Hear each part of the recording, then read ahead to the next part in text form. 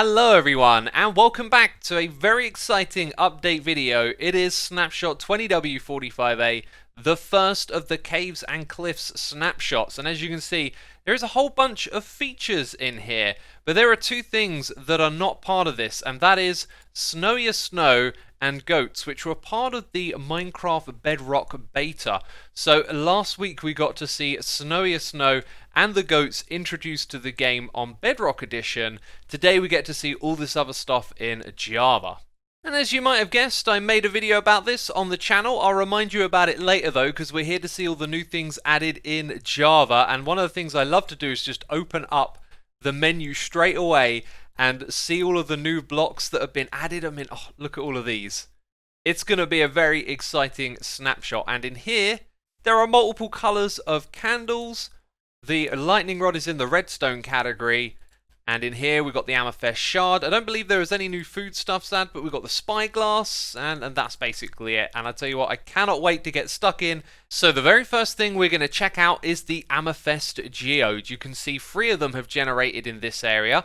They do seem to be relatively common. Flying around in spectator mode, it usually doesn't take too much time to find one, and because they're big and spherical, they tend to catch your eye with that purple colour. Now this is the Caves and Cliffs update, and this is the only underground thing that's been overhauled in this snapshot. As you know, Mojang like to do things in stages, so in future snapshots we'll see some of those new biomes.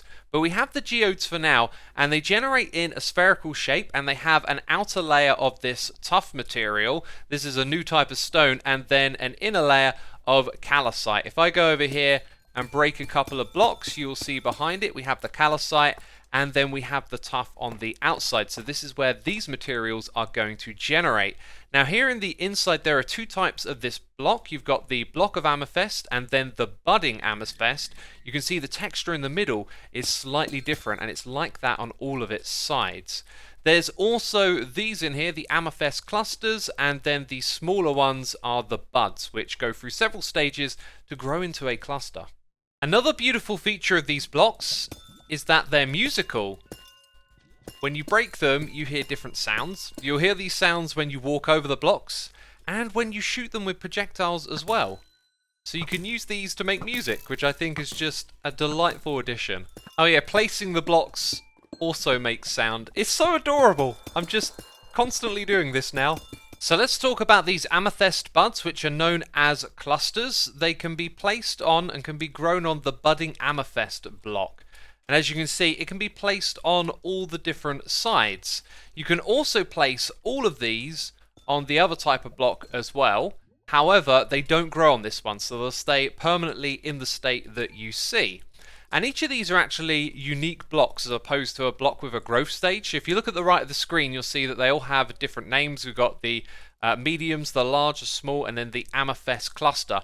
This one right here is the one that you can harvest. If I go into survival mode and break it, I will get 4 of these amethyst shards, but you can also use fortune with it as well, and therefore get some more if you're lucky. Now the blog also says that you can use silk touch with this, and I think the idea is that then you're able to decorate with any of the growth stages because you can put them on a block where they don't grow. Thing is, that doesn't actually work. If I break this with silk touch, it just disappears. Maybe that's an oversight or a bug.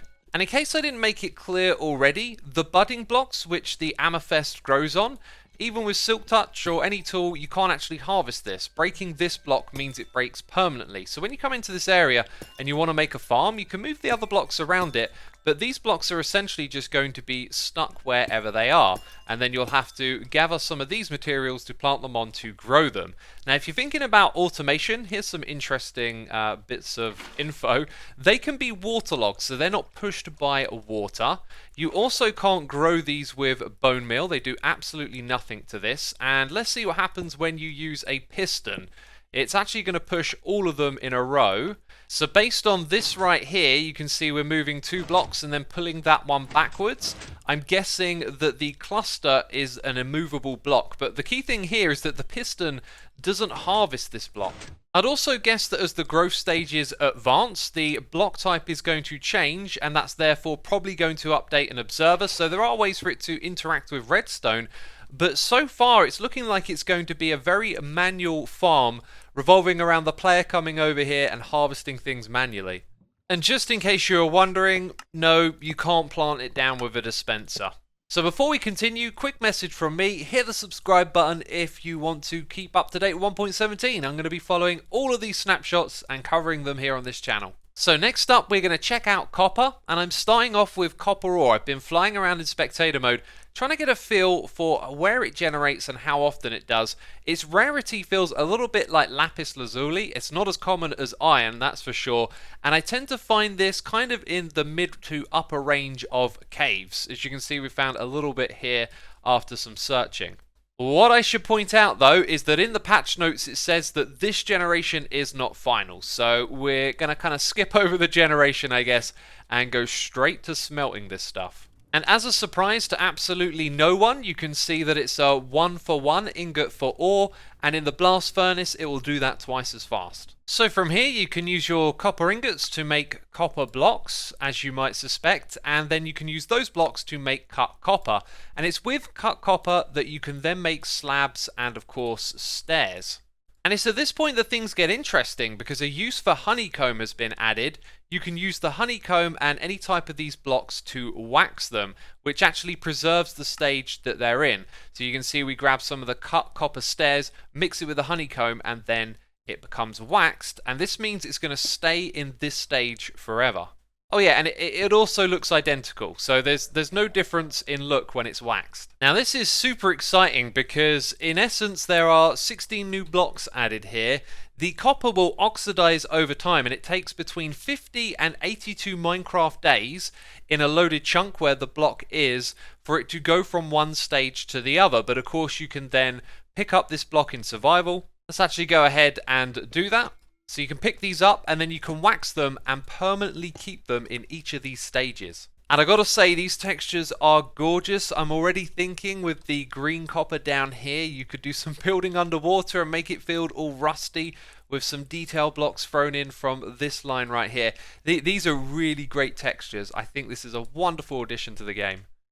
And with the copper ingot, you may have also noticed that you can craft the lightning rod. It costs 3 copper ingots. And it's said that the lightning rod will protect an area of 4x16 around it. So I'm using the grid here as a visualization. From where it is, 16 blocks is kind of the edge of those blocks. So in each direction. And what it means by protecting is that when there's lightning happening in the world, if you've got any blocks that are inside this area, perhaps a wooden house, if the lightning strikes, it's going to hit the rod and not your house. And that, I think, is a fantastic way to prevent lightning from accidentally destroying builds in Minecraft. When the lightning hits the rod, it's also going to activate redstone as well. So I've created a little setup here, and what we need is a thunderstorm. Despite this being a thunderstorm, the game isn't generating any thunder at the moment, and I've also moved over to a biome where there isn't rain because that looks terrible on a YouTube video. And what I've learned is that you can actually summon in the lightning strike entity. So we're going to have to kind of simulate it ourselves a little bit here. As you can see, it gives out a full strength signal of redstone.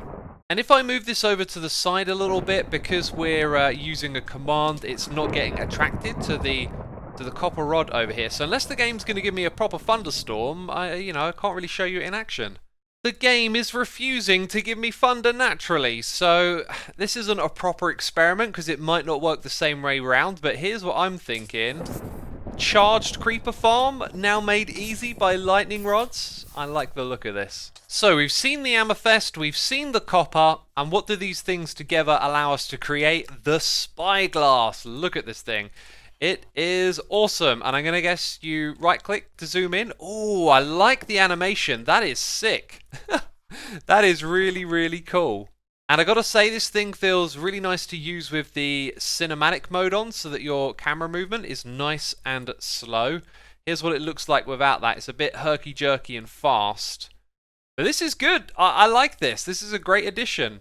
And just having a quick look through the controls here, there's no like zoom button, there's no hotkey for if you got it in your inventory and you want to use it.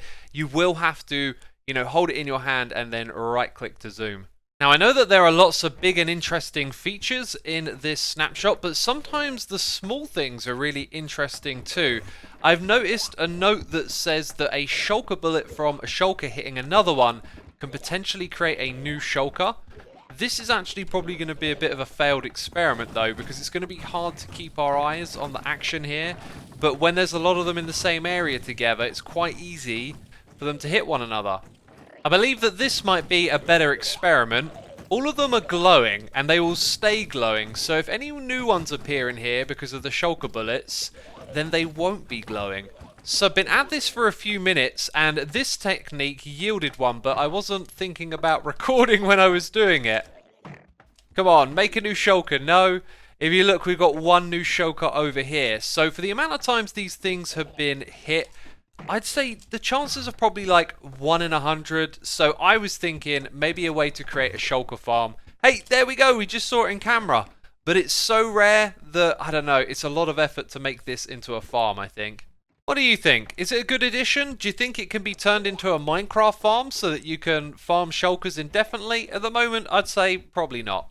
Okay, this change is something I personally wanted to see in this game for a long time. We used it a moment ago with the creeper over on the lightning rod. I was wondering if anyone would notice that. So some amethyst around glass creates tinted glass, and this, my friends, is glass that blocks light from going through. So as I place it, you'll notice the grass underneath tends to get a little bit darker, and essentially in the middle here it's going to go completely dark because it's blocking all of the light going through. The texture is also really nice. I think you could use this in an industrial build, but also in something far more normal, I guess you could say. Here's the other thing.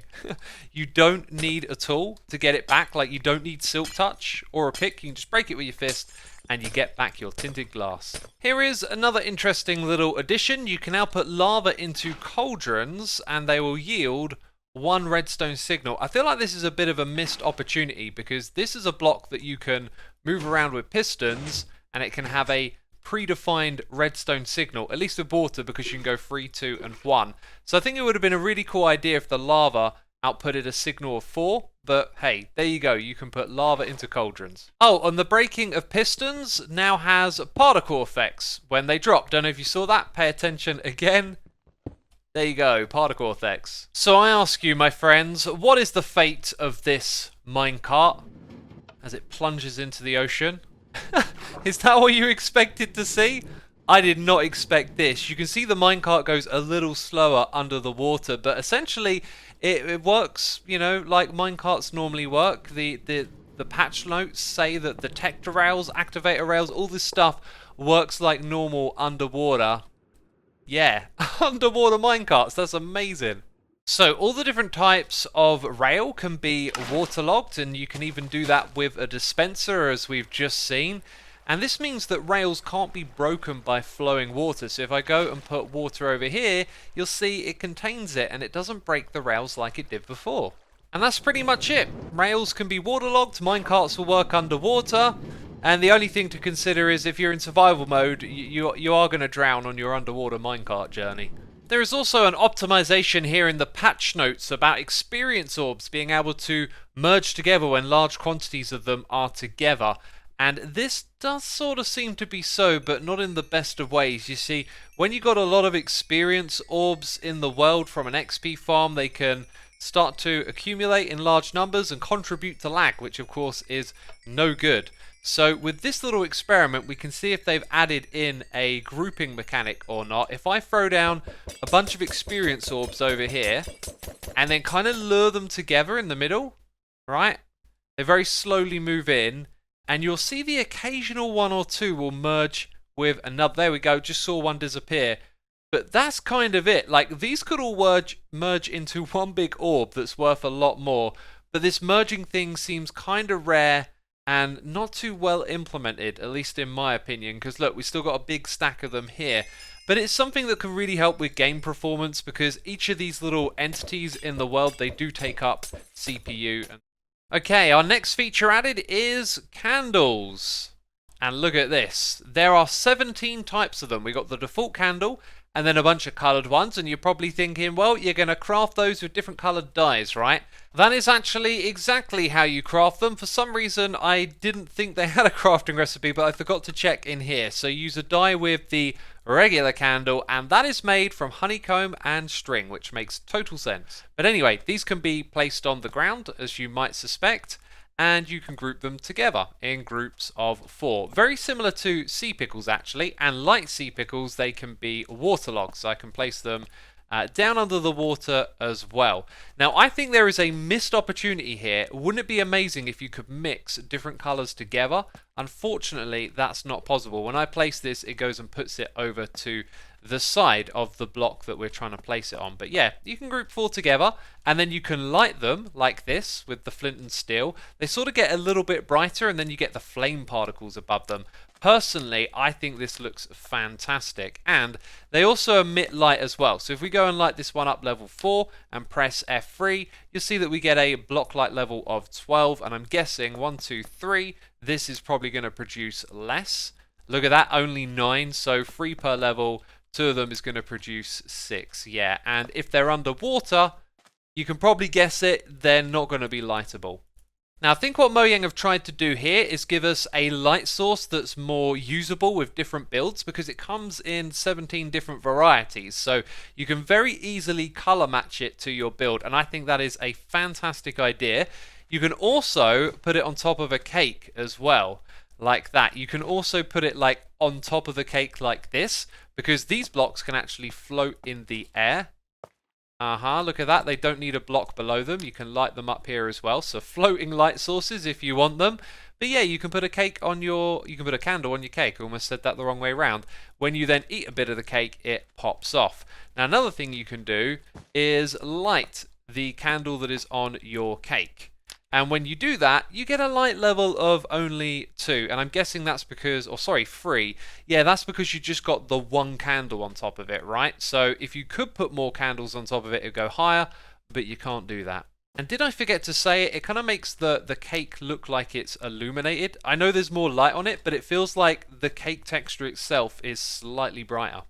Okay, I've got another 2 small things that are really cool, you know, quality of life. You can now make firework rockets in here, but it's just the very basic one for flight. So if you've got an elytra, you can now quickly craft that with your recipe book. The other quality of life change is to this block right here. It's been renamed to Dirt Path, and that's because you're now going to be able to make it from these other types of blocks as well. Actually, I'm not sure if it's all of them, but you can see right-clicking on dirt. Yeah, it is all of them. Right-clicking on the coarse dirt, grass we've already seen, mycelium, maybe podzol. Yep, there you go. So you can click on any of those now to create this dirt path. So in this game, storage is something that we always talk about, inventory management and the amount of growing items in the game. Well, bundles are like a early game shulker box or backpack, however you want to look at it. This is really something for managing junk in your inventory. And the way that you want to think about it is a bundle is like a stack of blocks, but it doesn't have to be the same block. So if we were to do that, that's 64 and we can put them into the same bundle, right? Except you've got to hold the bundle and you've got to right click on it. Yeah, there you go. Right click picks it up, and then we've got a full bundle right here, and it tells us when we look at it what exactly is inside of it. Now in the Minecon preview, it kind of showed all the items in a big jumble. If we pick 4 of these up, you can see that that's been ditched in favor of telling you exactly what's inside of it. Now there is no limit, so let's go and put all of these items in. Unfortunately, you have to right click each and every one. I think a right click and drag feature would be really useful here. And as we put more and more items into it, you can see that the list gets bigger, but it does get capped at a certain point. And I kind of like the item preview that they showed us at Minecon a little better than this, because now you're not really sure what's in the rest of that. Anyway, this can continue to store items, 64 unique ones in total, because 64 is the maximum. So I want to quickly point out the texture difference. You can see once you've got items in it, it looks a little different. And no, you can't put a bundle. Apparently you can put a bundle inside of a bundle. I did not expect that. I can't put a bundle with items in, just an empty bundle. Yeah, that makes much more sense. And to get the items out, you just right click on it, and you can see they went back to these ones down here. Now if I right click on this, notice how we've got the large chest up here. Be interesting to see where the items go. They actually get thrown out in front of you, which can potentially be a little bit annoying. I see this as a way to just suck up a bunch of items that you don't want in your inventory early on, maybe like seeds and flowers, and then just chuck the bundle into a chest. And of course there are unstackable items in this game. Well, you can put those in as well, but you only be able to put one item in because it's the equivalent of a stack. So this could be a cool way to kind of hide items. Yeah, look at this. Let's say you've got a shop and you're selling these bundles. You won't know what's in them until you punch them out and then have a look or open it up. And this thing does have a recipe, string and rabbit hide. I've got to say, getting a fair amount of rabbit hide early on is a bit of a pain in the bum and probably makes it a little trickier to get the bundle. I think they need to rethink that crafting recipe.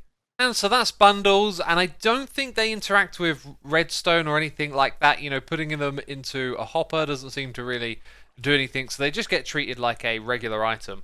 And before we're too quick to judge, I actually think this item really needs to be played with in survival mode to get a feel for it. And one of the developers, Felix, shared this image with us where you can see some early game playing with a bunch of items that have been picked up. And all of these ones right here can just be quickly jammed into a bundle. So I do think these things are going to end up being rather useful.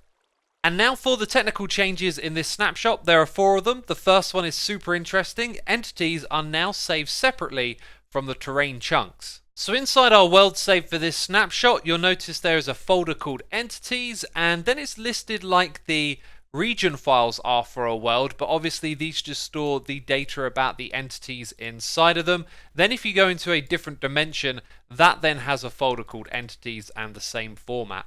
Loot tables now have a function called set banner pattern, so if you wanted to put a banner inside of a loot table to drop from a block or find it in a chest, you can now specify the patterns and the color through this new feature.